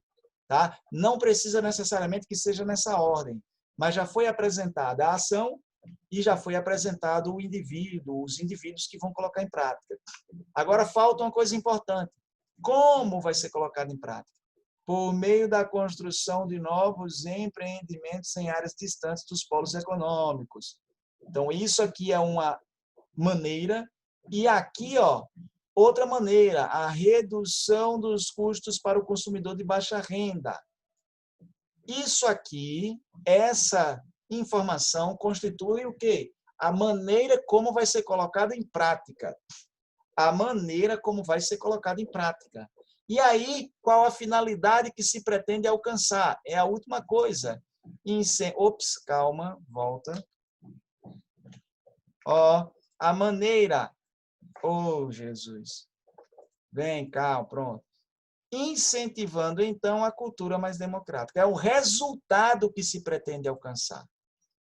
Então, para sacramentar para vocês aqui, olha, a proposta de intervenção, a boa proposta de intervenção tem que ter, primeiro, não necessariamente nessa ordem, o agente ou os agentes que vão colocar em prática. Segundo, vai ter também a maneira como vai ser colocado em prática, promover a interiorização das salas de teledramaturgia, a maneira como vai ser colocado em prática. Terceiro, perdão. Aqui é o que vai... os indivíduos que colocarão em prática, o que vai ser colocado em prática é segundo. Terceiro, como vai ser colocado em prática. E, por último, a finalidade que se pretende alcançar. Né? Isso, exatamente, Android. Exatamente, querido Android. Essas são as 4 características de uma boa proposta. Aí vem a Amanda e faz isso aqui, ó. Ela coloca... Cadê, Pi? Cadê você? Cadê você? Cadê lápis? Cadê lápis? Cadê lápis? Ô, lápis. Que louco. Não tô vendo o lápis, mano. Perdi o lápis aqui. Que coisa, que chato, mano. Tá tão bonito. Spotlight. Borracha. Deixa pra lá. Ah, sai fora. É o traço. Pronto, é o traço. Tá aqui. Além disso, como é o nome? Conjunção aditiva. O além disso é uma conjunção aditiva. Né? Porque, geralmente, o pessoal do Enem está apresentando mais de uma proposta, está apresentando 2. E, Igor, o detalhamento, na verdade, o que você está falando aí como detalhamento, na verdade, é só um indicativo de como aquilo vai ser posto em prática. O caminho que vai ser trilhado para concretizar aquilo. É para demonstrar a viabilidade da sua proposta. É essa a finalidade de se colocar aqui, isso que você chama de detalhamento, tá? Mas que, na verdade, é o como, é o modus operandi, é o como vai ser colocado em prática a proposta, que demonstra a viabilidade dela. Tudo bem? Então, além disso, aí vamos lá, seguindo o mesmo roteiro do anterior, né? Da proposta anterior. Ó, tá aqui, ó. Cadê? Pronto. Voltando. Ó, é responsabilidade da Ancine. E o que é a Ancine? A Agência Nacional de Cinema. Ele apresentou primeiro a sigla, a abreviatura, e depois ele apresentou por extenso. Então, é o agente. Ancine é o agente. Está aqui. Estabelecer um canal de comunicação mais efetivo com o telespectador. Isso é o quê, gente? O que é isso aqui? Estabelecer um canal de comunicação mais efetivo com o telespectador. Em relação à proposta, Isso é o quê? Me digam. É o que vai ser feito, exatamente, Melissa. É a ação que vai ser colocada em prática. Para estabelecer um canal de comunicação mais efetivo com o telespectador. Isso aqui é o que vai ser colocado em prática. Aí a próxima informação está aqui, ó. Por intermédio de aplicativos e das redes sociais interativas, isso é o quê? No jogo do bicho, como vai ser posto em prática? Exatamente. A maneira como vai ser posto em prática, por intermédio de aplicativos das redes sociais interativas. E agora falta o quê? O que falta? Me diz aí. Me diz aí. O que falta? Falta a finalidade, o para quê. Exatamente. Para quê? Para que denúncias e reclamações sobre preços abusivos possam ser realizadas. Pronto. A proposta traz os 4 elementos. Cada uma das propostas traz os 4 elementos. Tudo bem? Como efeito social, e vem o desfecho. A democratização do cinema no Brasil será uma realidade, destruindo, assim, barreiras e feudos sociais. Ela lacra porque ela fecha com o mesmo tipo de referência que ela usou para começar. Ela fecha o ciclo do texto dela. Lacrou. Só isso. Amanda. Para os íntimos. Foi o que ela fez. Tá? Beleza. Fechou o texto de forma muito bem articulada, com uma linha de raciocínio muito bem desenvolvida, com a apresentação clara das informações, com o uso eficiente de marcadores coesivos argumentativos, muito bacana, e, no fim das contas, com um vocabulário, de certa forma, rebuscado, diferenciado, mas nem tanto assim. Tudo bem? Fechamos a análise do texto da Amanda. Tatal, consegue adivinhar quem sou eu? Eu não sei nem quem eu sou, Android. Eu vou saber quem tu é. Cadê? Quem é tu? Diga aí. A Melissa. Acabei de perceber que a minha professora da escola também usou esse texto para exemplificar o tema. Pois é, esse texto estava disponível no canal do G1. E ficou muito bom. Esse texto ficou muito bom da Amanda. Muito legal. Agora, deixa eu passar aqui adiante. Deixa eu compartilhar com vocês algumas coisas que ao que esses alunos que tiraram nota 1000 falaram. Dicas dos autores das redações nota 1000. Tá? Deixa eu colocar aqui, ó, dicas dos autores. Deixa eu pegar uma aguinha, porque eu não tô. Vamos tomar água. Uns 2 minutinhos para pegar um copo d'água. Aí, ó, voltem logo para a sala, viu? Não é para parar na cantina para poder comer. Não vamos ter intervalo. Inclusive, nossa colega da cantina não veio hoje, sabendo que não ia ter intervalo. Então, não vai poder comer coxinha. Voltem logo. E não pode ir para casa, porque aí eu posso telefonar para os pais para poder fazer. Diga aí, Igor. É Igor não? Quem Aceita aí. É Igor. É o Igor. Aceita aí, por favor. É que eu vou logar aqui. Aí, obrigado. Pronto, show de bola. Tá na paz. Eu vou aqui, ó. Android Rebelde e Renan. Estão usando a descrição para poder fazer textos. Renan está fazendo redações aqui no nome do nome dele. Ó, deixa eu pegar uma aguinha ali, vocês fiquem, ó, vão tomar uma água de vocês, mas voltem, viu? Peraí, jogo rápido. Não é intervalo, não. É só pegar um copo d'água aí.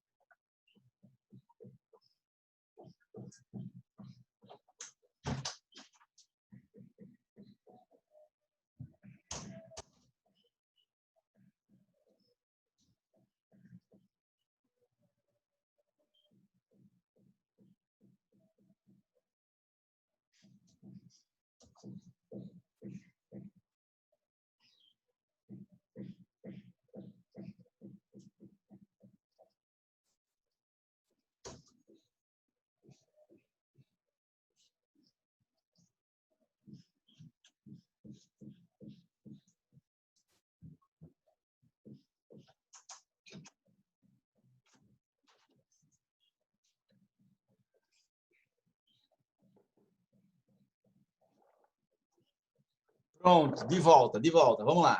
Dicas dos autores das redações nota 1000. Olha o que dizem os coleguinhas que fizeram a redação. A Alana, de Uberlândia, diz o seguinte, o que ela fez para poder conquistar a nota 1000 dela? O que ela achou relevante? Buscar... Tá sem áudio? Mário? Alguém mais não está ouvindo? Tá todo mundo ouvindo? A Ana está ouvindo. Então, Mário, faça o seguinte. Sai e volta, que eu aceito você e a gente... ative o áudio no botão. Desative e ative. Pronto. Isso. Caio passou a senha aqui. Exatamente isso. 22 e 23, viu, Miguel? Não é isso, né? Alguém passou para mim o número das páginas da redação de hoje. 22 e 23 da apostila, viu? Dei uma conferida lá, salvo engano, tá? Show? Beleza, Miguel. Então, a Alana disse o seguinte, olha. Mário, melhorou aí, Mário? Mário? Está ouvindo agora? Está, meu? Do you hear me? Legal. Show de bola. Show. Vamos lá. Então, vamos lá. Buscar auxílio na sociologia e na filosofia para ter um repertório, além de ser o próprio corretor de seu texto para reconhecer os erros e mudá-los. Então, o que ela diz? Olha só. Buscar auxílio na sociologia e na filosofia. Quem faz Enem estuda isso o ano inteiro, então tem a vantagem, né? Tem a vantagem. Então, de ter o estudo dessas duas disciplinas, sociologia e filosofia. E aí, uma coisa que ele fala, que eu particularmente acho muito difícil, a Alana fala, né? Eu acho muito difícil, corrigir o seu próprio texto. Concordam? Porque você não sabe, muitas vezes, o que está errado e o que não está.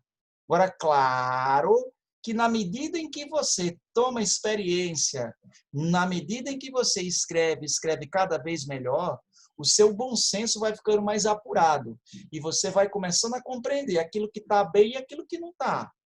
É o que a gente faz sempre. Quando a gente começa a se apegar a alguma coisa, a fazer alguma coisa, a gente fica muito mais crítico a respeito do que faz. Por exemplo, fotografia. Eu gosto muito de fotografia, faço fotografias. Inclusive, essa semana tive 3 fotografias destacadas nesses concursos que a gente faz pela internet. Uma delas, no Dia Internacional da Fotografia, foi primeira colocada num concurso com fotógrafos amadores e fotógrafos profissionais do Brasil inteiro. E teve 2 que foram de fotógrafos do mundo inteiro, né? Fotógrafos amadores e profissionais. São grupos que não... Tem um que é 500, que são 500 participantes, tem outro que não sei qual a quantidade. Mas é mais uma coisa de os fotógrafos apreciarem as fotografias mútuas entre si e escolherem, né? Valeu, galera. Obrigadão, obrigadão. Já eu vou botar a foto aqui para vocês verem qual foi. E aí, pronto, eu botei no Insta também, né? Mas eu vou compartilhar com vocês. Quando eu fiz as primeiras fotos minhas, antes dos cursos, e ainda hoje faço muitos cursos, eu achava a foto maravilhosa, linda, bonita. Hoje em dia, meu Deus do céu, que danado que eu faço? Quando eu vi aquelas fotos, eu pensei, meu Deus, eu achava essas fotos bonitas. E eu tenho certeza que daqui a um ano eu vou olhar para as fotos que eu faço hoje e vou ver, Jora, caramba, olha o que eu fazia, a bobagem que eu cometia. Quando a gente vai analisando cada vez mais, obrigado, Ana Cecília, João, meus queridos. Então, quando a gente vai analisando mais, assim, o que a gente desenvolve, a gente fica mais crítico. Então, é isso que talvez a Alana quis dizer quando diz corrigir os próprios textos. A gente, pelo bom senso, vai começando a ter um desempenho melhor, né? Beleza. Beleza, obrigado, Melissa. Aqui, agora, eu vejo, porque aquilo que as técnicas que a gente usa, é engraçado. Quando a gente começa uma coisa, existe no nosso conhecimento, no caminho do conhecimento, tem uma teoria que afirma que nós temos 4 etapas no caminho do conhecimento relativo a alguma área. É a incompetência inconsciente, é a primeira. O que é isso? A gente sabe tão pouco de um assunto que a gente ignora o tamanho daquele assunto. A gente não tem a menor ideia nem de por onde começar, nem de como se estrutura. Talvez, pronto, no começo eu apenas gostava de fotografia, mas eu ignorava que existia um universo de regras e de conhecimentos dentro da fotografia. E a última, na verdade, Renan, é a competência inconsciente. Olha só como é que significa isso. Exatamente, Renan, exatamente. Então, primeiro vem com a incompetência inconsciente. Você sabe tão pouco que você ignora o que você não sabe. Você não tem nem a ideia. Aos poucos você começa a estudar e vai descobrindo que aquele universo é grande e quanto mais você aprende, mais descobre que tem algo para aprender. Você começa a entrar na incompetência consciente. Você sabe, né? A incompetência consciente é quando você sabe, você se apropria da dimensão aos poucos do conteúdo que você não sabe e você se propõe aí aos poucos estudando, se certificando daquilo.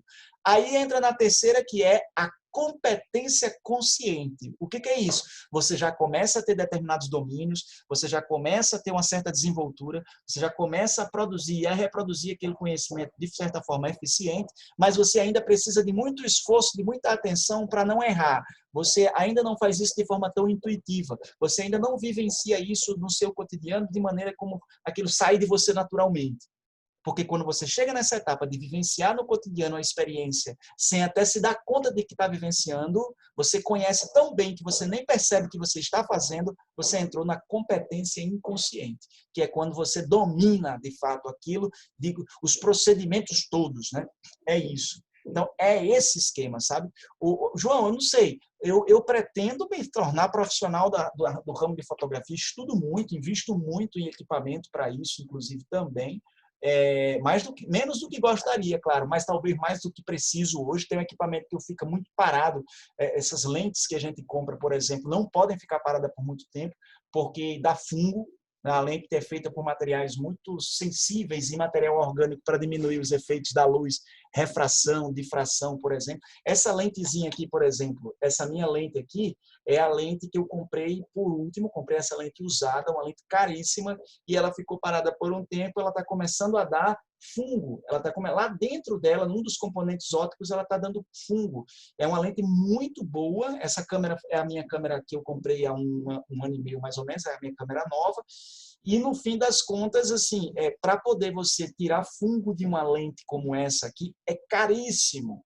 É muito caro, né? Então, a gente precisa investir sabendo exatamente onde quer chegar. Eu sei que, no fim das contas, onde você acha que está nesse aspecto todo, o Kaique? Eu estou ainda no aspecto da competência consciente, porque eu estudo bastante fotografia, muito fotografia. E com cursos que eu assisto aqui e com material didático que eu compro, com livros que eu compro para poder, de forma autônoma, né, estudar. Está tendo um assassinato aqui embaixo de uma criança. Ó, tá sentindo? Uma criança birrenta. Deixa eu fechar aqui a janela. Pronto, assim, mesmo que os gritos sejam muito dolorosos, a gente não escuta.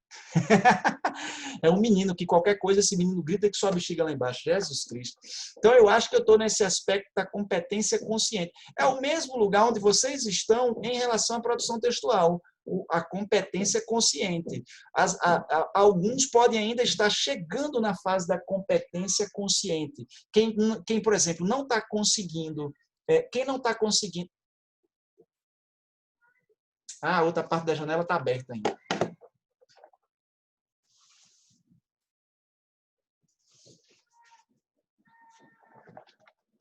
Está parecendo um jumento agora. Dá vontade de chegar aqui na janela.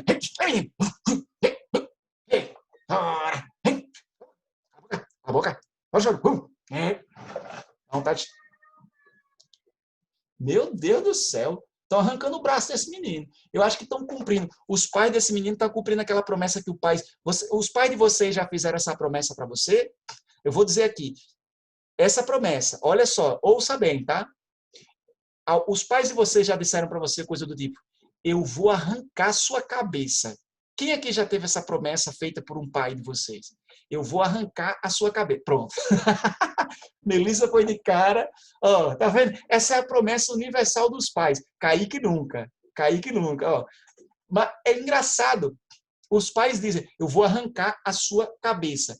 Sabe que teve um dia que a minha mãe falou com o meu irmão mais novo isso e me deu uma crise de riso? Eu fiquei imaginando assim, digo, ela está dizendo que vai arrancar a cabeça dele. Como seria isso? Eu fiquei imaginando a minha mãe desrosqueando a cabeça do meu irmão. Pois aqui, pronto. Olha, Maílson, você não me deixa alternativa. Venha cá, venha cá. Eu estou dizendo para você, rapaz, eu digo para você as coisas e você vai lá e... Senhora, vou guardar aqui, o seu corpo vai ficar afastado agora, vai passar o dia sem a cabeça. Ah, não, a cabeça está aqui. Você vai passar o dia sem o seu corpo. Não vai sair daí para nada. Vou botar você no cantinho do castigo virado para a parede. Viu? Imagina só que louco, né, meu? É Toy Story, exatamente. Exatamente. Os pais têm essas promessas. Já fizeram essa promessa comigo, não. Nunca cumpriram, graças a Deus. Mas deve estar cumprindo com o menino lá agora. Vou arrancar sua cabeça. Aí chegou o dia, o menino. Pronto, tá aqui. Agora, pronto. Traz aí a Tramontina aí, pô. Tá chegando, chegou a hora. Vamos passar para o recado aqui de quem agora? Amanda Rocha.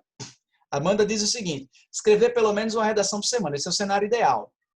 Esse é o cenário ideal. Porque assim você treina bastante. O ruim é porque nem sempre a gente tem um professor para fazer análise dessa redação toda semana. Mas se você já consegue ter uma prática de ter um bom senso e analisar a própria redação, é uma boa treinar com um tema por semana. Tá? E estudar recursos argumentativos, que são as estratégias que a gente já estudou aqui. História, argumentos históricos, dados estatísticos, argumento de autoridade, contra-argumentação, tá? Para que o candidato possa usá-los em temas diversos. E o legal de estudar essas estratégias argumentativas é que cabe para qualquer tema. Isso aqui está certíssimo. E olha quem disse isso, ó, nossa querida Amanda, cuja redação foi corrigida por nós agora aqui. Tá? Aí o terceiro, Ana Clara Socha, 21 anos, Brasília.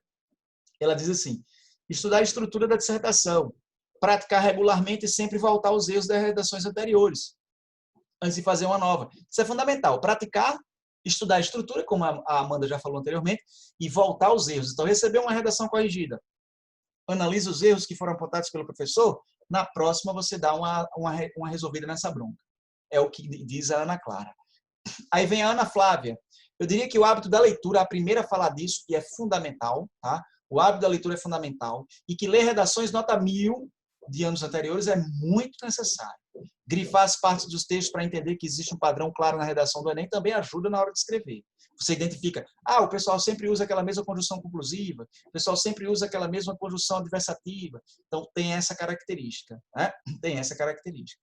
Além disso, precisamos cuidar da saúde mental para não ter um ataque de pânico. Isso é importante, porque às vezes a galera realmente tem isso, o piti, o branco. Então, cuidar da saúde mental para não ter um ataque de pânico durante a prova. Isso aconteceu com ela e tirou 780 e não passou, né? A Ana Flávia. Guilherme Mendes diz o seguinte: muita leitura. Júlia, não, hoje não tem redação não, tá? Hoje não tem, só na próxima aula. Uma vez que com ela o processo de argumentação se torna fluido. Ou seja, de fato, se você lê muito, você tem informações para poder apresentar para o seu leitor. Além disso, a prática da escrita é essencial, de preferência semanalmente. De preferência semanalmente, tá? O hábito da leitura é essencial, da escrita, a prática da escrita é essencial, de preferência semanalmente. Aí vem a Juliana Souza, 18 anos. Ler muitos jornais e revistas para se manter atualizado acerca do cenário nacional, treinar a produção de texto, mesma coisa que os outros falaram em relação à leitura. Treinar a produção de texto semanalmente, pois a escrita de uma boa redação resulta na prática constante. E aí ela fala uma coisa legal: analisar os artigos da Constituição de 88. Porque a Constituição brasileira, ela aborda muitos temas. E você usar ela como argumento é um coringa. É um coringa. Porque como aborda muitos temas, você pode usar. E não precisa você estudar a Constituição, não precisa você saber qual é o artigo que fala aquele assunto específico. Basta você dizer, olha, a Constituição brasileira que preserva o direito à vida, que defende o direito à liberdade de expressão, de opinião e de crença. A Constituição brasileira que transmite ao cidadão nacional uma série de direitos fundamentais. Você pode fazer esse tipo de inferência da Constituição. Não é genérico, quer dizer, não é uma coisa vaga, tá? Usar de forma adequada dá certo. Tudo bem? Aí, ó, o que diz a Isabela: para fazer uma boa redação do Enem é necessário estar atento à estrutura do texto dissertativo argumentativo, introdução, desenvolvimento e conclusão, e a finalidade que cada uma dessas partes cumpre.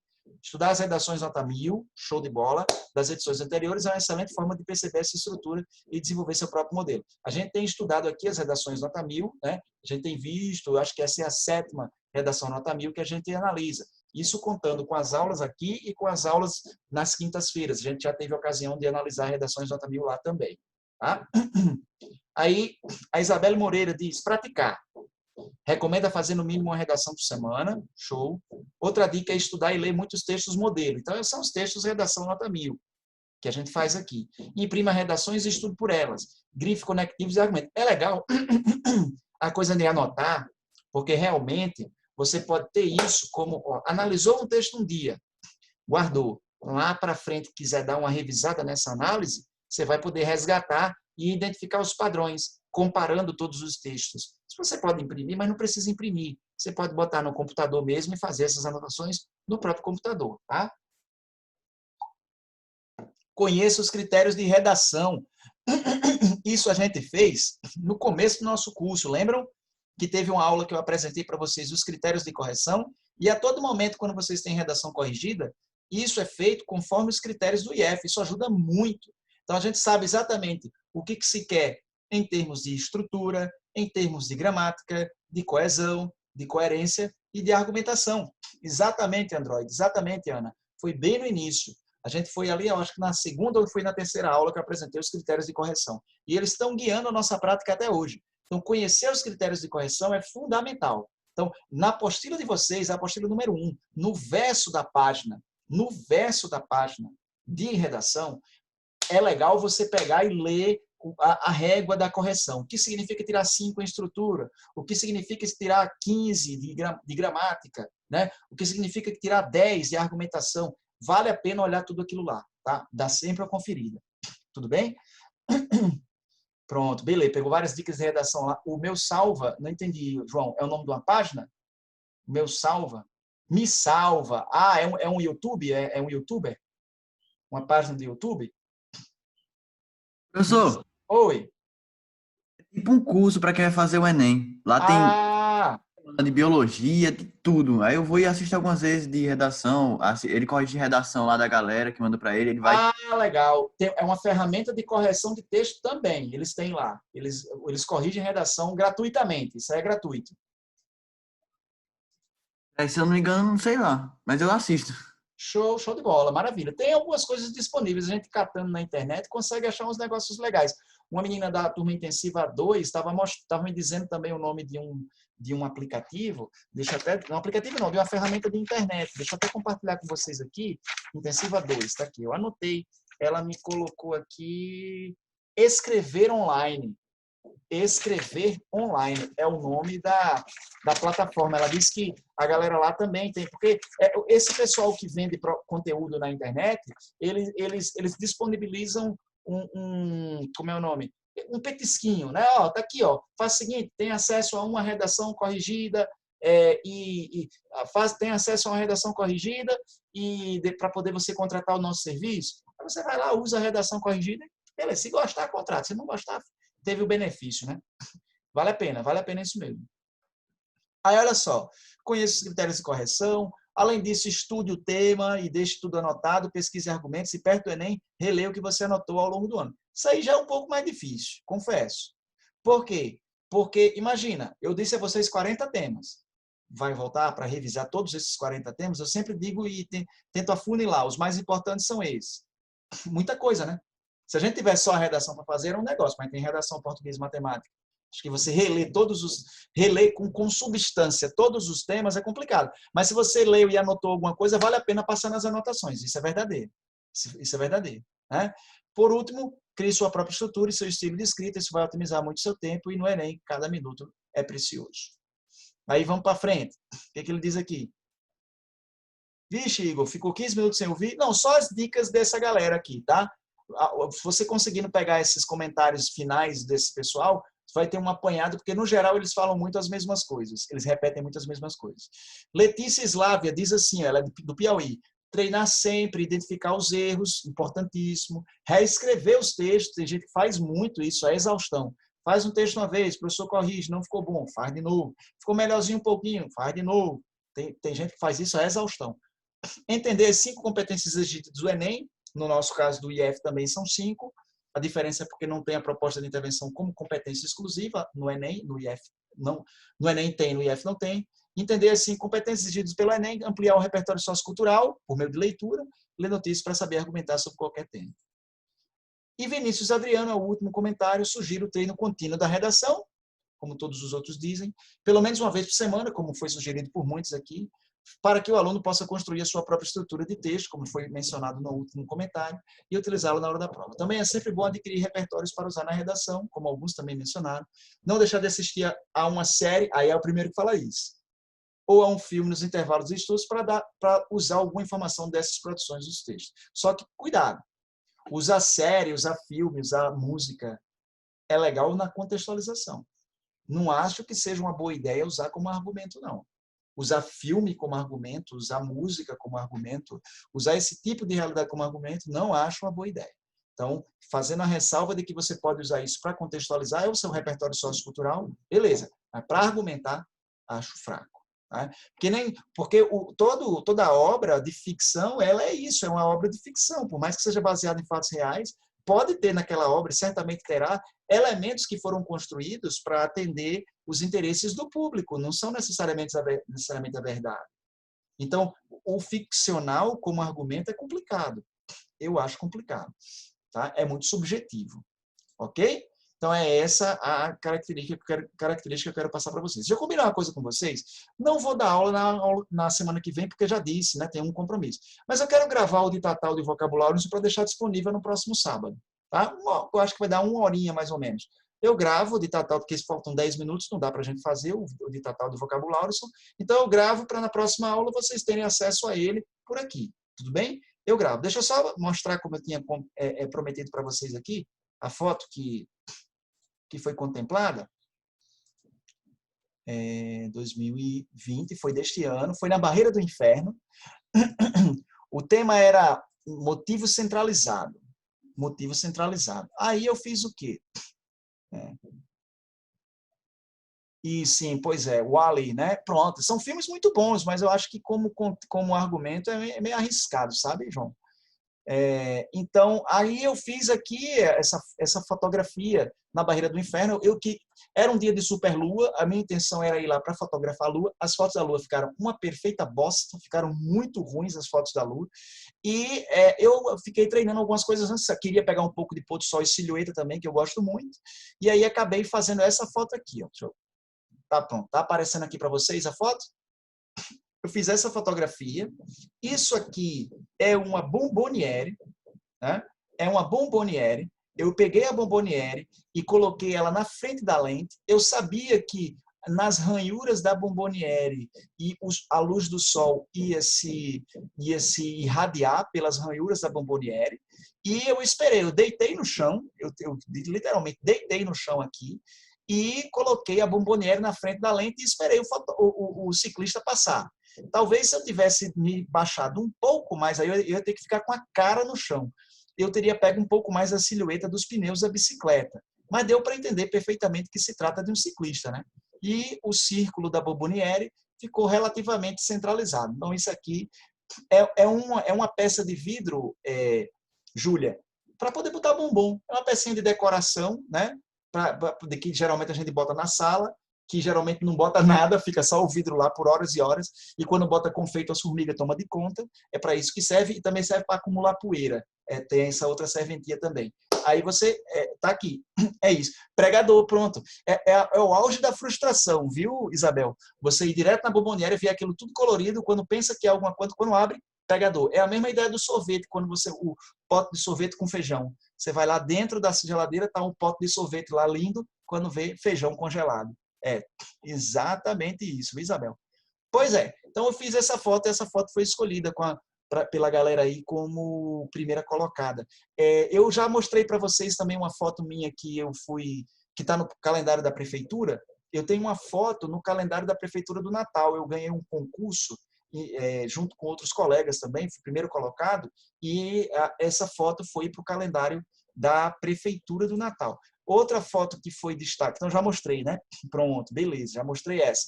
E só para a gente terminar aqui, para fechar, a que foi destaque, as que foram destaque nessa semana, eu tive 2 fotos que foram destaque nessa semana. Uma foi tirada em Monte das Gamileiras, que foi essa daqui, que eu particularmente nem gosto tanto dessa foto. Nem gosto muito dela, mas ela foi destaque. Essa aqui. Ó, pronto. Pega esconde. Pois é, Ana, é isso mesmo, viu? Acontece. Isso aqui é em Monte das Gamileiras, né? Tinha essa galera de motociclistas aqui atrás, eu me abaixei, peguei uma lente grande angular e tanto que você vê que o prédio fica bem distorcido, é uma lente que você tira de bem próximo do lugar, né? E aí fica bem distorcido. Então foram essas Editei, eu uso um aplicativo de edição, João, que é para correção de cores e correção de luminosidade, correção de contraste e de saturação das cores. Aí a gente faz aqui faz essa correção, entendeu? É esse tipo de correção que a gente faz. Beleza, meus queridos? Pois então é isso. Obrigado aí, obrigado, galera, pelas palmas. A gente se vê eu deixo a aula gravada para vocês terem acesso a ela no próximo sábado, tudo bem?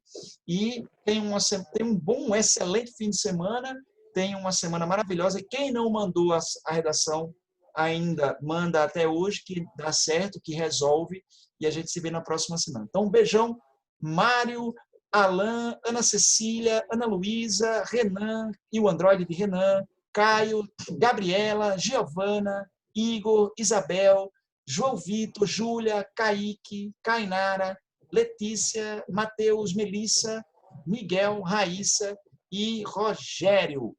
Valeu, Tata. Valeu, queridos. Beijão para vocês, viu? Fiquem bem.